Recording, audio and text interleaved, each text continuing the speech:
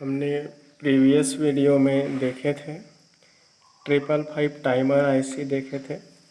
555 timer IC की block diagram that means उसी को हम वर्किंग प्रिंसिपल भी बोल सकते हैं। ठीक है, ब्लॉक डायग्राम या वर्किंग प्रिंसिपल के बाद हम 555 टाइमर आईसी का पिन कन्फिग्रेशन देखे थे। 8 पिन DIP पैकेज के बारे में, 8 pin dual in line package configuration के बारे में देखे थे। उसके बाद अब हम नेक्स्ट अभी पढ़ने वाले हैं 555 टाइमर जो आईसी है उसकी एप्लीकेशंस।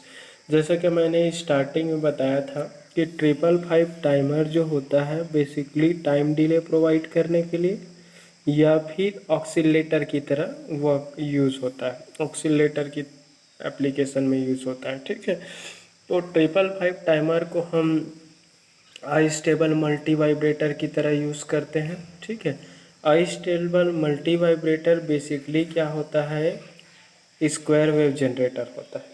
ठीक, आई स्टेबल मल्टी वाइब्रेटर से जनरेटेड आउटपुट जो सिग्नल होता है स्क्वायर वेव होता है। ठीक है, तो स्क्वायर वेव जनरेटर होता है। 555 टाइमर को हम मोनोस्टेबल मल्टी वाइब्रेटर की तरह भी यूज़ करते हैं। ठीक है, astable, monostable and bistable, square wave generator, triangular wave generator, sawtooth wave generator, pulse generator etcetera, ये सारे चीज़ है वो 555 टाइमर का क्या है, एप्लीकेशंस है। तो 555 टाइमर की एप्लीकेशन के अंतर्गत हम पढ़ेंगे अस्टेबल मल्टी वाइब्रेटर। क्या इसके बारे में पढ़ेंगे? 555 timer as astable multivibrator, 555 timer an astable multivibrator के बारे में। ठीक है, तो अस्टेबल मल्टी वाइब्रेटर की तरह कैसे काम करता है उसके बारे में हम पढ़ेंगे। ठीक है, तो मल्टी वाइब्रेटर क्या होता है, बेसिकली एक क्या होता है, इलेक्ट्रॉनिक सर्किट होता है। अस्टेबल मल्टी वाइब्रेटर क्या होगा, 555 टाइमर को हम अस्टेबल मल्टी वाइब्रेटर की तरह यूज़ कर सकते हैं। ठीक है, तो astable multivibrator that means ऐसा मल्टी वाइब्रेटर सर्किट जिसमें कोई भी स्टेबल स्टेट नहीं होता। There is no any stable state, no any stable state, इसमें कोई भी स्टेबल स्टेट नहीं होता, नो एनी स्टेबल स्टेट। ठीक है, मल्टी वाइब्रेटर है वो ऑटोमेटिकली क्या होता है, जब मल्टी वाइब्रेटर की जो स्टेट है ऑटोमेटिकली एक स्टेट से दूसरे स्टेट में स्विच होता है, ऑटोमेटिकली स्विच होता है, तो वही क्या कहलाता है, अस्टेबल मल्टी वाइब्रेटर। तो अस्टेबल मल्टी वाइब्रेटर का कोई स्टेबल स्टेट नहीं होता, यह मल्टी वाइब्रेटर की स्टेट है वो ऑटोमेटिकली एक स्टेट से दूसरे स्टेट में क्या होने लगता है, स्विच होने लगता है, ट्रांजिशन होने लगता है। ठीक है, तो इसमें कोई भी स्टेबल स्टेट ना होने के कारण ही इसको अस्टेबल मल्टी वाइब्रेटर कहते हैं। अस्टेबल मल्टी वाइब्रेटर को हम फ्री रनिंग मल्टी वाइब्रेटर भी बोलते हैं, फ्री रनिंग मल्टी वाइब्रेटर भी बोलते हैं, क्योंकि इस मल्टी वाइब्रेटर को इसकी स्टेट को चेंज करने के लिए, इसकी स्टेट आउटपुट स्टेट को चेंज करने के लिए हमें इसमें एक्सटर्नल कोई भी ट्रिगरिंग पल्स की आवश्यकता नहीं होती। ठीक है, तो विदाउट एक्सटर्नल ट्रिगरिंग पल्स इस मल्टी वाइब्रेटर की जो स्टेट है वो ऑटोमेटिकली एक स्टेट से दूसरे स्टेट में क्या होता है, स्विच होता है, ट्रांजिशन होता है। ठीक है, तो ऐसा मल्टी वाइब्रेटर सर्किट जिसकी कोई भी स्टेबल स्टेट नहीं होता, इस मल्टी वाइब्रेटर को फ्री रनिंग मल्टी वाइब्रेटर भी कहते हैं, क्योंकि इस मल्टी वाइब्रेटर की स्टेट को चेंज करने के लिए हमें इसमें एक्सटर्नल ट्रिगरिंग पल्स की आवश्यकता नहीं होती। मतलब एक हाई स्टेट से अगर इसको लो स्टेट में आना है या फिर लो स्टेट से इसको हाई स्टेट में स्विच करना, तो हाई से लो में लाने के लिए या फिर लो स्टेट से इसको हाई स्टेट में ट्रांजिशन करने के लिए कोई भी एक्सटर्नल ट्रिगरिंग पल्स की आवश्यकता नहीं होती। ठीक है, तो विदाउट एक्सटर्नल ट्रिगरिंग ये high to low and low to high क्या होता है, ट्रांजिशन करता है। इस कारण इसको हम क्या बोलते हैं, फ्री रनिंग मल्टी वाइब्रेटर।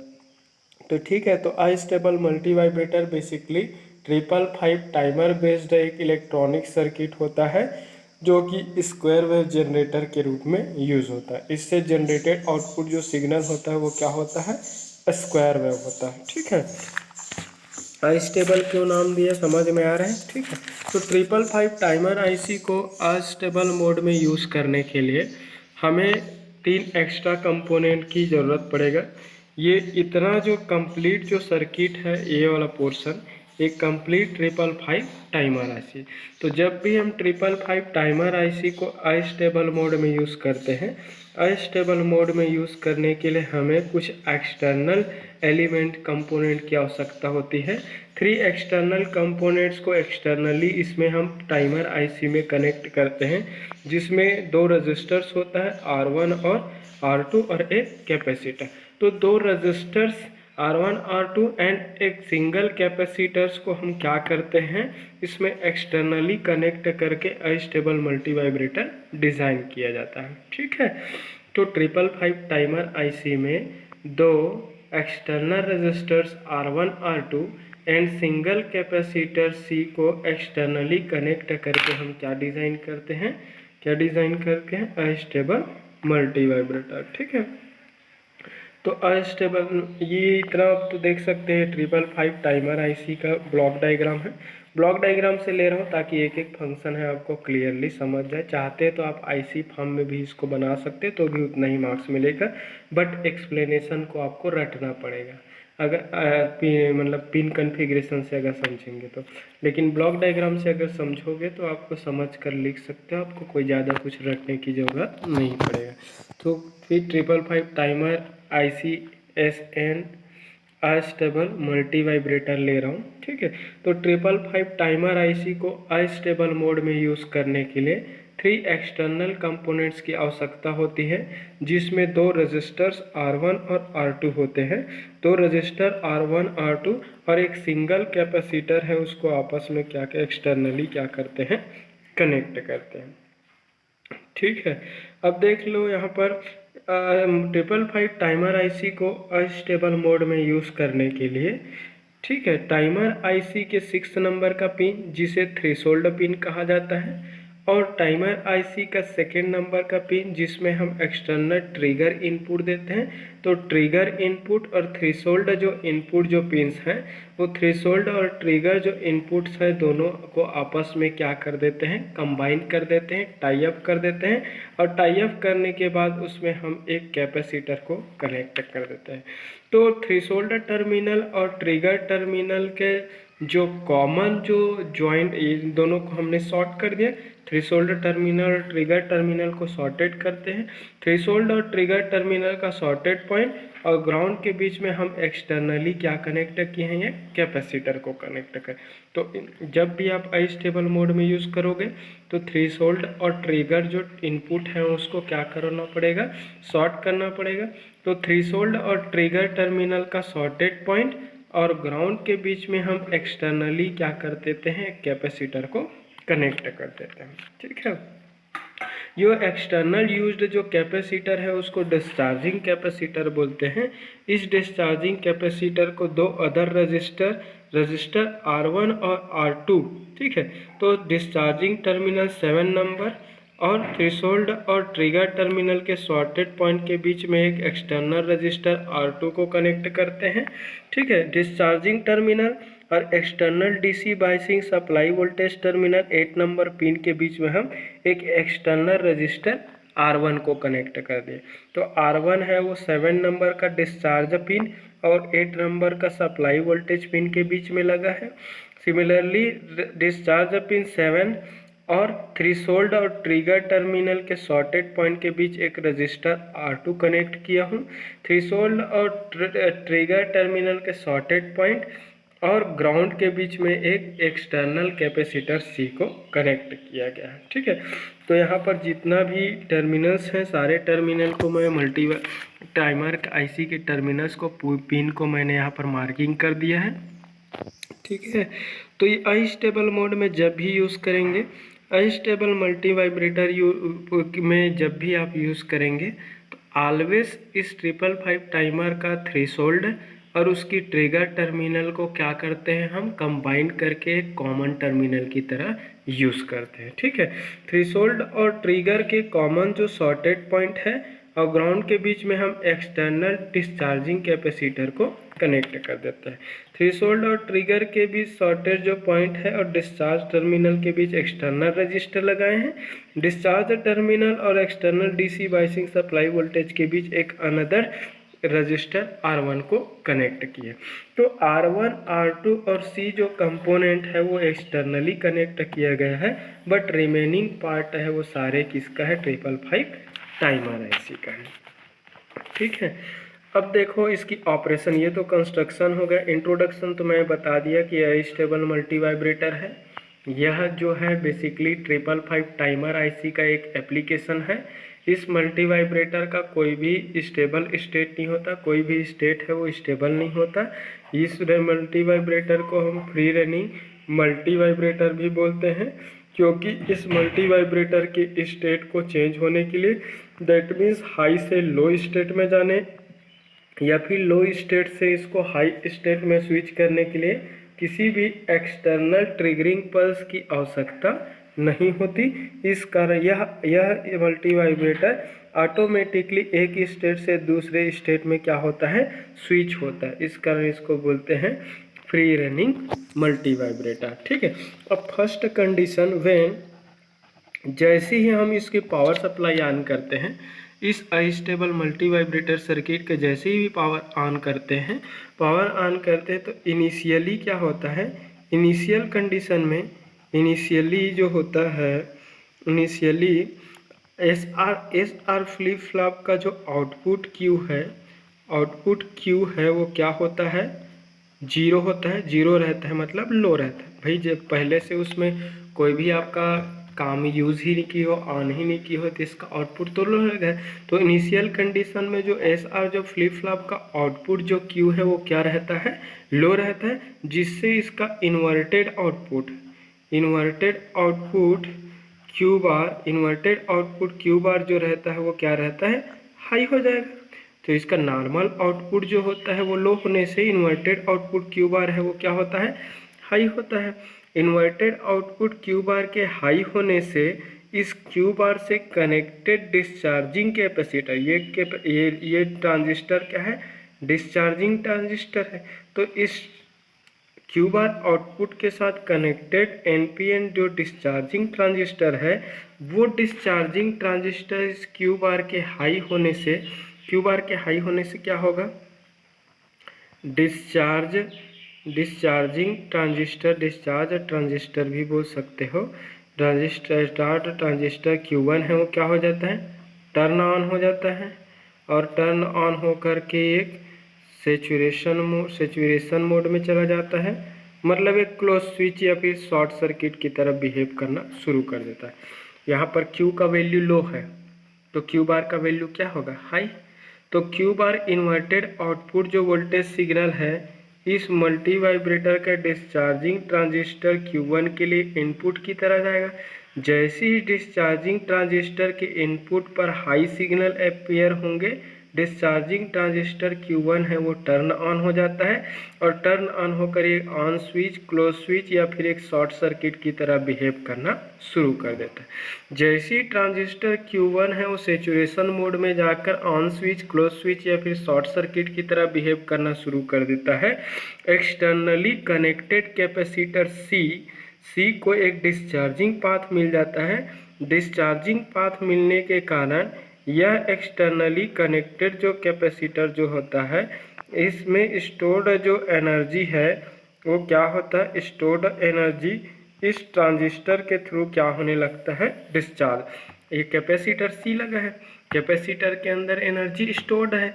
अब ये कैपेसिटर के अंदर स्टोर्ड जो एनर्जी है वो क्या होंगे, इस रजिस्टर R2 से होते हुए ट्रांजिस्टर Q1 से होते हुए ग्राउंड, इस पर्टिकुलर डायरेक्शन में क्या करता है, अपने एनर्जी को डॉटेड लाइन के डायरेक्शन में अपने एनर्जी को क्या करता है, डिस्चार्ज करने लगता है। क्यों डिस्चार्ज करेंगे, क्योंकि इस कैपेसिटर C को एक डिस्चार्जिंग पाथ मिल गया।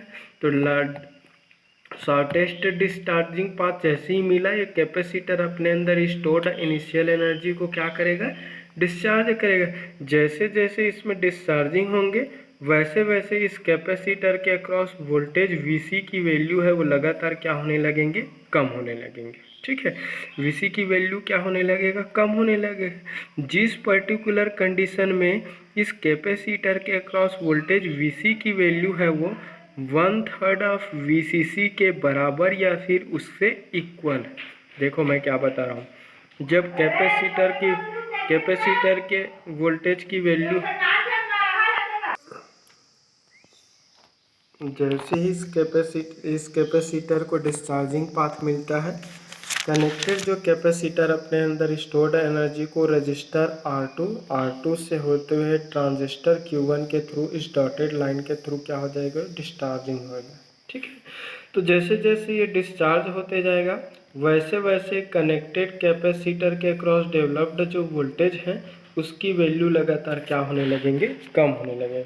कैपेसिटर की वोल्टेज का वैल्यू लगातार कम होने लगेगा।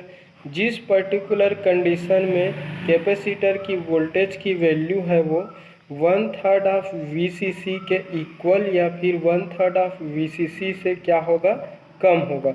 Vcc 1/3 ये है 1/3 ऑफ Vcc, इस 1/3 ऑफ Vcc के बराबर या फिर इससे कम हो जाएंगे। क्यों, देखो कैपेसिटर का जो वोल्टेज है ना वही वोल्टेज कंपैरेटर 2 में इन्वर्टिंग इनपुट की तरह जाएगा और इसी कैपेसिटर का जो वोल्टेज है ना वो कंपैरेटर 1 में एक थ्रेशोल्ड वोल्टेज की तरह जाएगा। तो इसका थ्रेशोल्ड इनपुट है और इसका ट्रिगर इनपुट है, ये इन्वर्टिंग में जाएगा, ये नॉन इन्वर्टिंग में जाएगा। तो जिस पर्टिकुलर कंडीशन में इस कैपेसिटर की वोल्टेज इस 1/3 ऑफ Vcc का इक्वल या फिर उससे कम हो जाएगा, कंपैरेटर 2 है वो क्या जनरेट कर लेंगे, हाई आउटपुट। जब Vcc का वैल्यू 1/3 ऑफ Vcc के बराबर या फिर उससे कम होगा, कंपैरेटर 2 कंपैरेटर 2 क्या जनरेट करेगा, हाई पॉजिटिव आउटपुट वोल्टेज। ठीक है, high positive output voltage generate करता है, high positive output voltage generate करता है। ठीक है, तो हाई पॉजिटिव आउटपुट, जिस पर्टिकुलर कंडीशन में एक्सटर्नल ट्रिगरिंग पल्स कैपेसिटर के क्रॉस वोल्टेज की वैल्यू जो है 1/3 ऑफ Vcc के बराबर या फिर उससे कम होंगे, कंपैरेटर 2 एक्टिवेटेड हो जाएगा और कंपैरेटर 2 के एक्टिवेटेड होने से इस कंपैरेटर 2 के आउटपुट से जनरेटेड सिग्नल की वैल्यू क्या मिलेगा, पॉजिटिव हाई आउटपुट वोल्टेज मिलेगा। कंपैरेटर 2 से जनरेटेड पॉजिटिव हाई आउटपुट जो वोल्टेज है वो इस RS फ्लिप फ्लॉप में सेट इनपुट के फॉर्म में अपीयर होंगे। जैसे ही RS फ्लिप फ्लॉप में हाई सेट इनपुट जाएंगे, हाई सेट इनपुट वोल्टेज जाने से SR फ्लिप फ्लॉप है वो सेट हो जाएगा।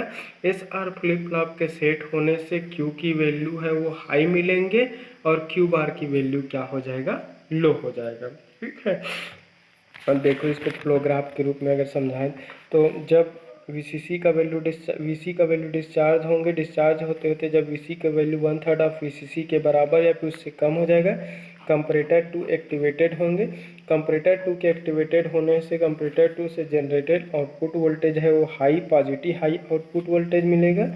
पॉजिटिव हाई आउटपुट वोल्टेज को हम किस में देंगे, हम SR फ्लिप फ्लॉप के सेट इनपुट पर, सेट इनपुट में जाएगा ऑफ SR फ्लिप फ्लॉप के सेट इनपुट में जाएंगे। SR फ्लिप फ्लॉप के सेट इनपुट में जब जाएगा ना तो फ्लिप फ्लॉप का Q है वो क्या मिलेगा, हाई मिलेगा, Q हाई मिलेगा। अगर लॉजिकली बोलूँ तो 1 मिलेगा और Q बार की वैल्यू क्या मिलेगा, आपका लो मिलेगा। ठीक है, तो Q की वैल्यू हाई मिल जाएंगे, Q बार की वैल्यू क्या होगा, लो मिलेगा। इन्वर्टेड आउटपुट Q बार है, अगेन इन्वर्टर से पास होता है, इन्वर्टर से पास होने के बाद ये लो आउटपुट सिग्नल है वो हाई आउटपुट के फॉर्म में प्राप्त हो जाता है। तो फाइनली यहाँ पर क्या होता है, फाइनली क्या होगा, 555 टाइमर आईसी का जो आउटपुट है वो क्या मिलेगा, यहाँ पर 555 टाइमर आईसी का आउटपुट क्या मिलेंगे हमें, हाई मिलेगा, क्योंकि क्यू बार लो है। ये क्यू बार है वो कहाँ से पास होंगे, अगेन इन्वर्टर सर्किट से पास होता है, इन्वर्टर सर्किट से पास होता है। तो इन्वर्टर सर्किट इस लो को किस में कर देता है, हाई में कन्वर्ट कर देता है और यही हाई जो है 555 टाइमर आईसी के आउटपुट के फॉर्म में हमें मिल जाता है। ठीक है, तो एस आर फ्लिप फ्लॉप से जनरेटेड जो आउटपुट सिग्नल है क्यू बार जो आउटपुट है, उस क्यू बार आउटपुट जो वोल्टेज सिग्नल को हम ट्रांजिस्टर Q1 के बेस पर इनपुट के फॉर्म में देंगे। क्यू बार को हम ट्रांजिस्टर Q1 के बेस पर अप्लाई करेंगे।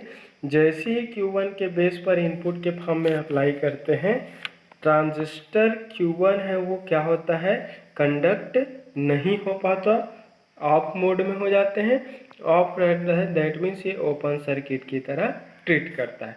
फाइनली क्या होता है, डिस्चार्ज टर्मिनल पे कनेक्टेड जो कैपेसिटर है वो पॉजिटिव सप्लाई वोल्टेज, ये पॉजिटिव सप्लाई वोल्टेज ऐसा से रजिस्टर R1 फिर रजिस्टर R2 से होते हुए ये कैपेसिटर है वो क्या होने लगता है, चार्ज होने लगता है। ये डार्क एरो जो शो किए हुए से जैसे ही ट्रांजिस्टर Q है वो क्या होगा, ऑफ हो जाएंगे। ट्रांजिस्टर Q ऑफ होने से इस कैपेसिटर को डिस्चार्जिंग पाथ नहीं मिल पाएगा। फाइनली ये कैपेसिटर क्या होंगे, इस पॉजिटिव सप्लाई वोल्टेज से रजिस्टर R1 से R2 से होते ये कैपेसिटर है वो फिर से क्या होने लगेंगे, चार्ज होने लगेंगे। ठीक है, फिर से चार्ज होने लगेंगे।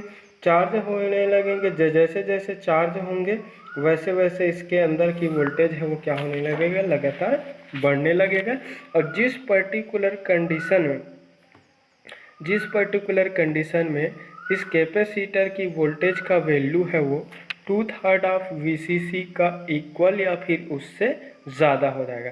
जैसे ही इस कैपेसिटर के अंदर का वोल्टेज है वो 2/3 ऑफ VCC का इक्वल या फिर इससे ज़्यादा हो जाएगा, कंपैरेटर 1 है वो क्या हो जाएंगे, एक्टिवेटेड हो। अब देख सकते हो VC जो वोल्टेज है वही थ्रेशोल्ड वोल्टेज के फॉर्म में जा रहा है कंपैरेटर 1 पे।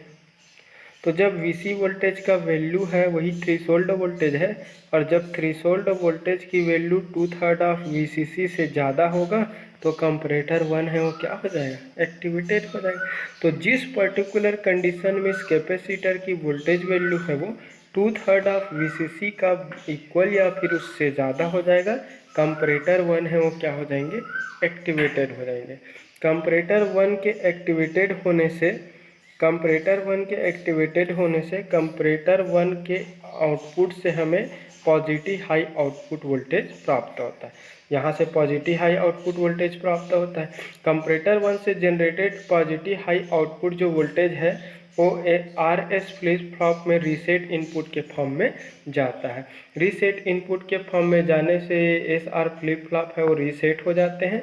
रीसेट होने से Q का वैल्यू है वो क्या होगा, रीसेट होने से Q का वैल्यू 0 हो जाता है, बट Q बार की वैल्यू है वो क्या मिलते हैं, हाई मिल जाता है। ठीक है, तो Q का रीसेट होगा मतलब Q का वैल्यू 0, Q का वैल्यू 0 मतलब Q बार का वैल्यू क्या मिलेगा, हाई।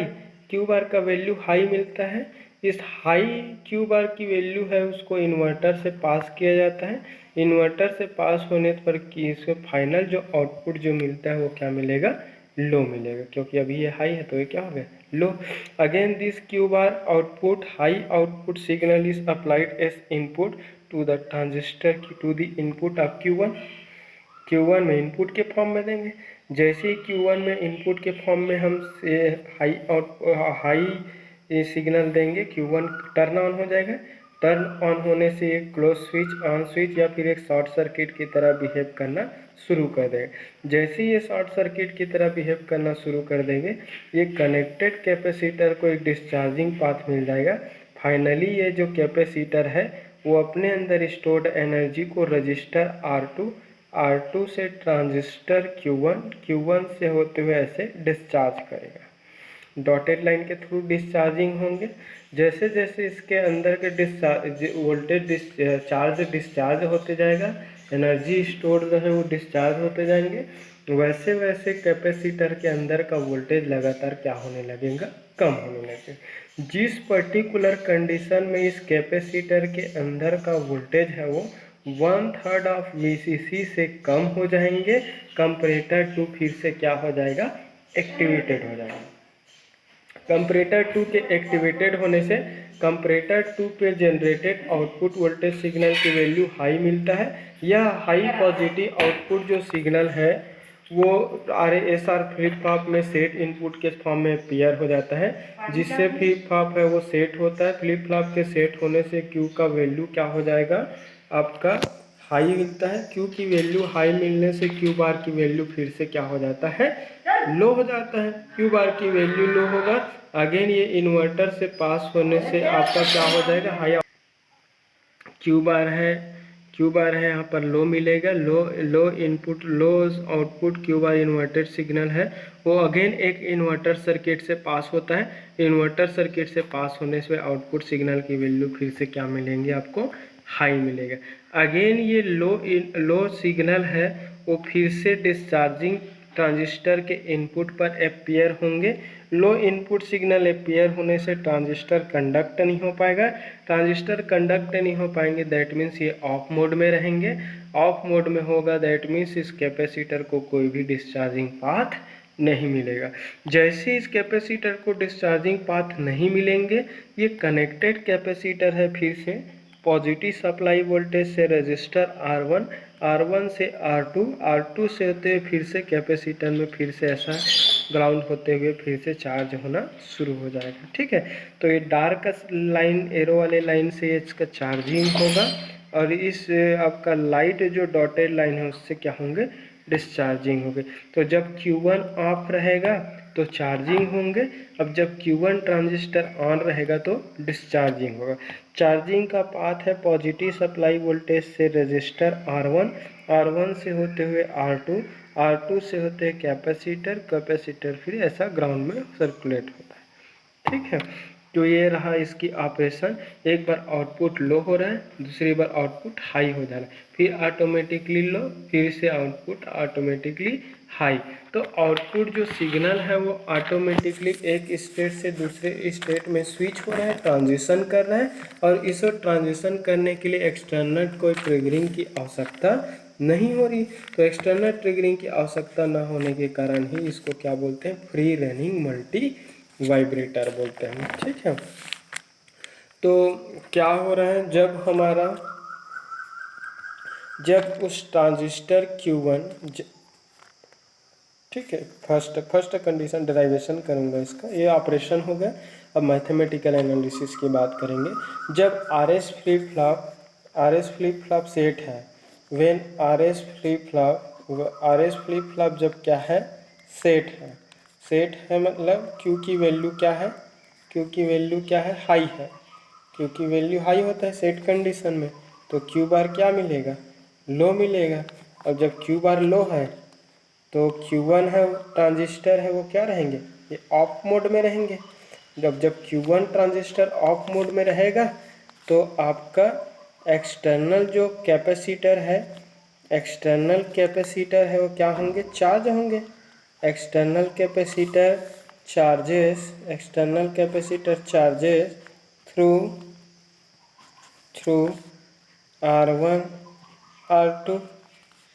ठीक है, तो एक्सटर्नल जो कैपेसिटर C जो होगा, एक्सटर्नली कनेक्टेड जो कैपेसिटर C है वो R1 R2 से होते हुए इस एक्सटर्नल पॉजिटिव सप्लाई वोल्टेज से वो चार्ज होगा। तो चार्ज कब होंगे, जब फ्लिप फ्लॉप है वो सेट है तब। फ्लिप फ्लॉप सेट है मतलब फ्लिप फ्लॉप का नॉर्मल आउटपुट है वो हाई है, बट उसकी इन्वर्टेड आउटपुट है वो क्या रहेगा, लो रहेगा।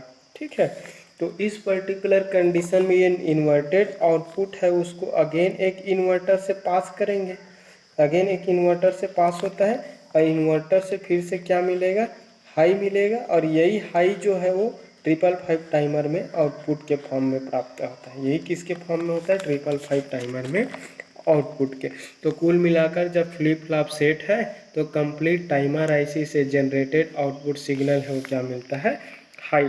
तो उस पर्टिकुलर कंडीशन में जब फ्लिप फ्लॉप सेट रहता है तो एक्सटर्नली कनेक्टेड जो कैपेसिटर है वो क्या होता है, चार्ज होता है। तो उसकी चार्जिंग जो टाइम ड्यूरेशन है उसको हम TC से डिनोट करते हैं। This charging time duration is represented by TC, and TC will be equals to 0.693 into, ये आपका स्टैंडर्ड इक्वेशन है, इंटू चार्जिंग किसके थ्रू हो रहा है, register R1 plus register R2, दोनों आपस में सीरीज है और दोनों के ही थ्रू हो रहा है, इनटू क्या होगा C। तो ये पूरा आपका क्या है 0.693 इंटू RC होता है।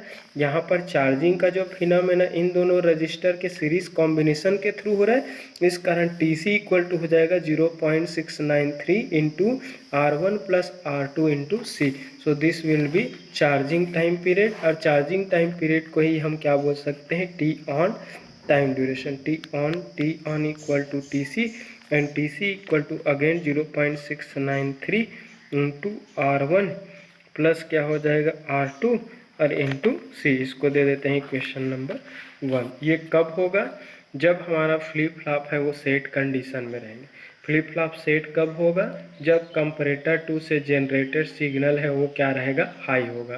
कंपैरेटर 2 पे सिग्नल कब हाई होंगे, जब एक्सटर्नल ट्रिगरिंग जो वोल्टेज जो है उसकी वैल्यू 1/3 ऑफ VCC के बराबर या फिर उससे कम हो जाएगा। ठीक है, तब का केस है।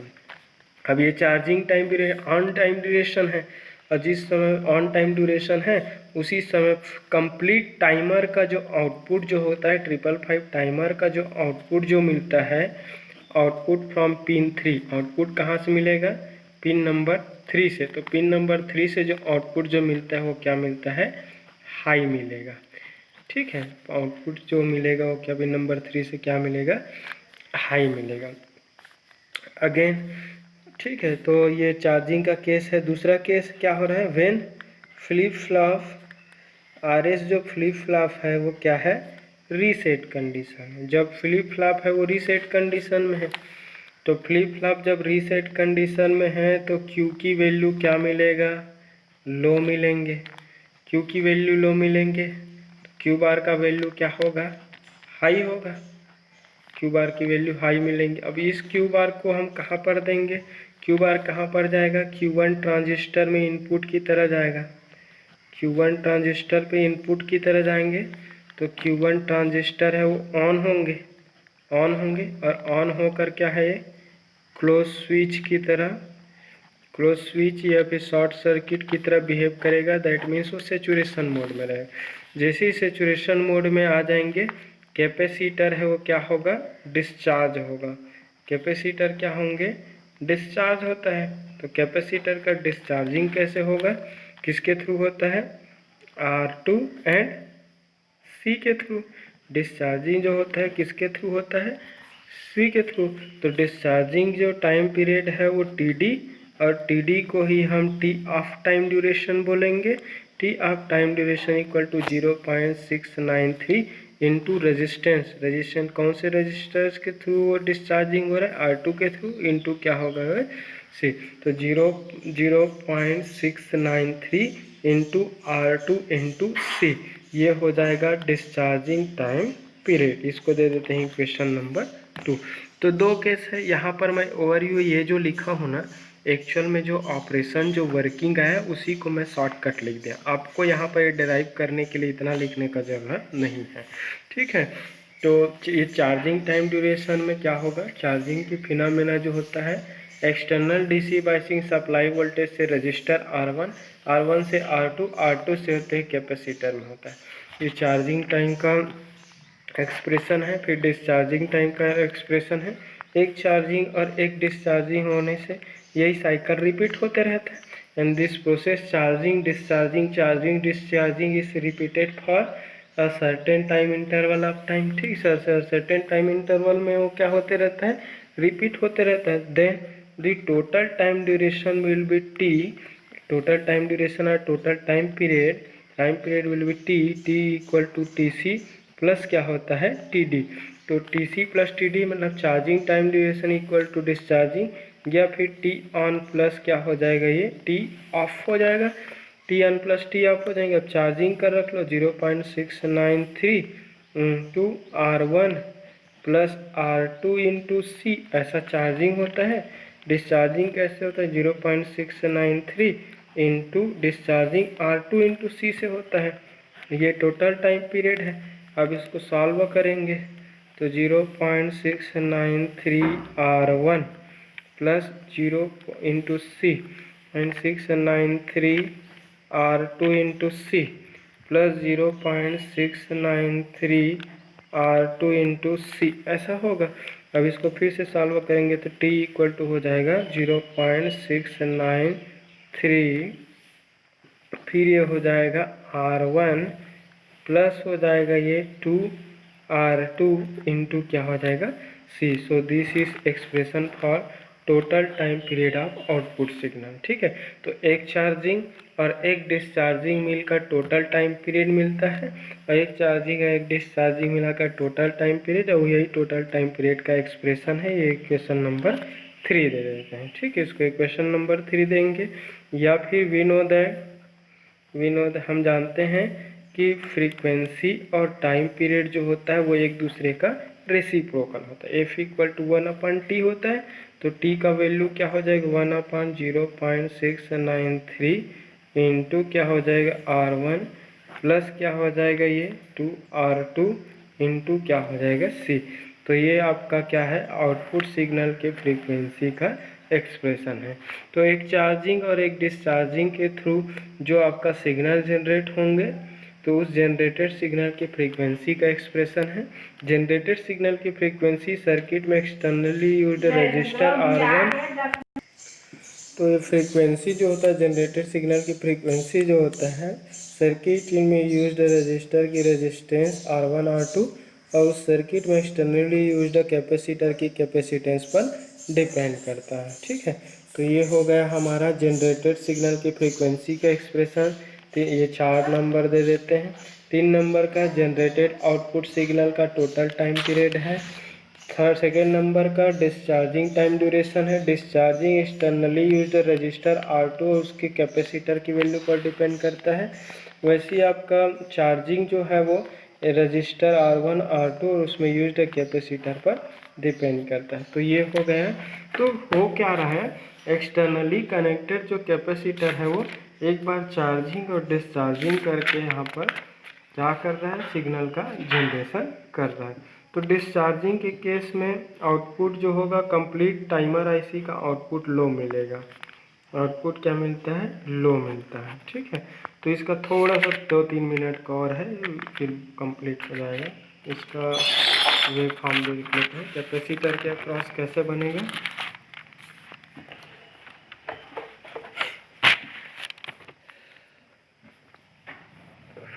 कैपेसिटर की वोल्टेज Vc को अगर रिप्रेजेंट करना चाहे तो ऐसा रिप्रेजेंट होगा। ठीक है, कैपेसिटर की वैल्यू है वो 1/3 ऑफ Vcc, 1/3 ऑफ Vcc से एबव कहाँ तक चार्ज होता है, 2/3 ऑफ Vcc तक चार्जिंग होता है। फिर 2/3 ऑफ Vcc के बाद 1/3 ऑफ Vcc तक कैपेसिटर की वोल्टेज फिर डिस्चार्ज होता है। जैसे ही 1/3 ऑफ Vcc से कम होता है तो फिर से क्या होने लगता है, फिर से चार्जिंग होने लगेगा। 2/3 ऑफ Vcc तक जाएगा। 2/3 ऑफ Vcc के बाद फिर से क्या होगा, डिस्चार्जिंग। तो एक्चुअल में एक्सटर्नली जो कनेक्टेड कैपेसिटर जो है, कनेक्टेड जो कैपेसिटर है वो चार्जिंग और डिस्चार्जिंग होता है।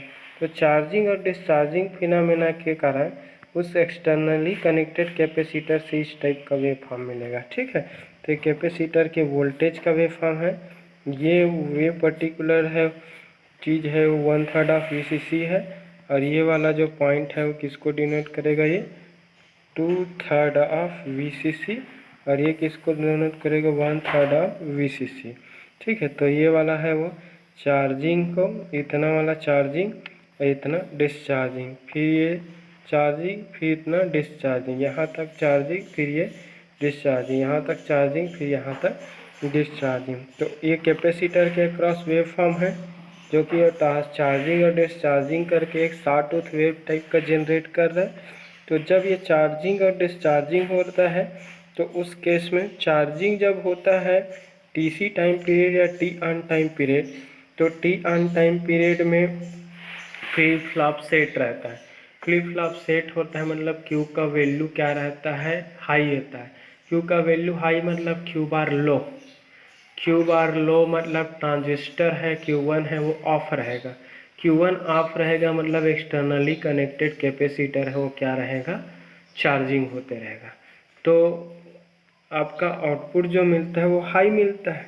तो चार्जिंग टाइम पीरियड में कंप्लीट टाइमर का आउटपुट हाई मिलेगा, डिस्चार्जिंग टाइम पीरियड में टाइमर का कंप्लीट टाइमर का आउटपुट जो पिन नंबर 3 पे मिलता है वो लो मिलेगा, फिर चार्जिंग में हाई मिलता है, फिर डिस्चार्जिंग में लो मिलेगा, फिर चार्जिंग में हाई मिलता है, फिर डिस्चार्जिंग में लो, फिर चार्जिंग में हाई हाई, फिर डिस्चार्जिंग में लो, इस टाइप का मिलता है। तो ये आउटपुट वोल्टेज सिग्नल है, कहाँ से मिलता है? पिन नंबर 3 से। तो ये टी ऑन टाइम है, कितने समय तक मिलता है चार्ज, और ये टी ऑफ टाइम दे है, ठीक है। तो टी ऑन और टी ऑफ, तो ये आउट पिन नंबर 3 पे जनरेटेड सिग्नल जो कि रेक्टेंगुलर वेव है, ठीक है। तो इस प्रकार से रेक्टेंगुलर वेव जनरेटर की तरह भी यूज़ होता है, बोल सकते हैं, ठीक है। तो ये वाला चार्जिंग है, यहाँ तक वाला चार्जिंग, यहाँ तक चार्जिंग होगा, यहाँ ये क्या होगा? डिस्चार्जिंग, ये डिस्चार्जिंग। तो चार्जिंग, जिस समय चार्जिंग होगा मतलब टी ऑन टाइम ड्यूरेशन तक के लिए चार्ज होगा, चार्ज होगा मतलब कैपेसिटर की वोल्टेज का वैल्यू एक्सपोनेंशियली क्या होंगे? इंक्रीज होंगे। डिस्चार्ज होगा मतलब एक्सपोनेंशियली डिक्रीज होगा। तो डिस्चार्जिंग टाइम पीरियड में फ्लिप फ्लॉप का जो आउटपुट होता है क्यू, नॉर्मल आउटपुट क्यू लो रहता है। नॉर्मल आउटपुट क्यू लो होने से क्यू बार है वो हाई, क्यू बार के हाई होने से एनपीएन ट्रांजिस्टर Q1 ऑन होने से वो एक शॉर्टेस्ट डिस्चार्जिंग पाथ प्रोवाइड करता है, जिससे कैपेसिटर के अंदर स्टोर्ड एनर्जी है वो एक्सपोनेंशियली क्या होने लगता है? डिस्चार्ज होने लगता है, डिक्रीज होने लगता है। तो एक्सपोनेंशियली डिक्रीज कब होंगे?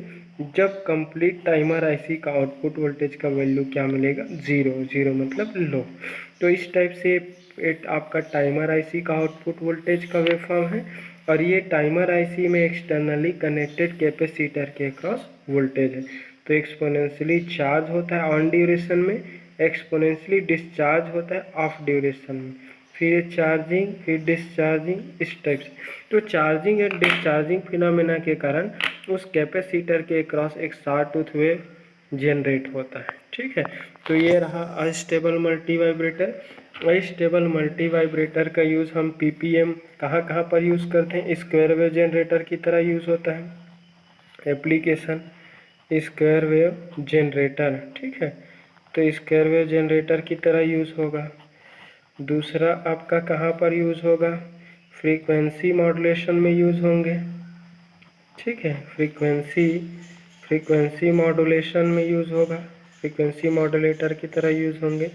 तीसरा पीपीएम मॉड्यूलेशन, पल्स पोजीशन जो मॉड्यूलेशन होता है ना, पीपीएम मॉड्यूलेशन में यूज़ होता है।